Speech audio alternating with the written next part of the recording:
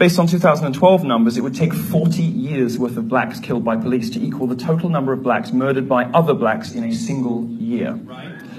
Less than 400 people a year are killed by cops. 61% of them are white men.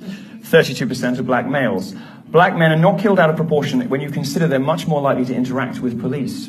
People are killed by police about as often as they're struck by lightning, but I don't see many protests about storms.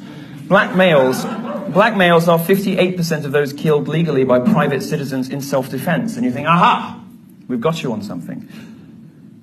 Except 75% of them were killed by other blacks.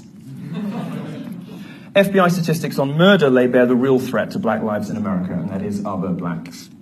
Black men are about 6.5% of the US population, but they commit 52% of all murders. That has dipped to about 40% in recent years.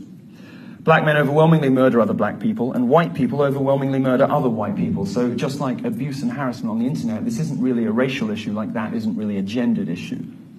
Looking at overall violent crime, blacks are 27% more likely to attack whites than vice versa, and 8 times more likely to attack Hispanics. This is the shocking number I hope you take away from my visit.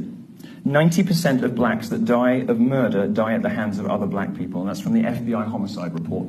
90%. We're not here to talk about why this happens, why 74% of black children are raised without fathers per Health and Human Services, and why the government seems intent on continuing a cycle of destruction within the black community. My message is simple. Black lives don't matter to Black Lives Matter. If they did, they'd be confronting these issues instead of ignoring them completely.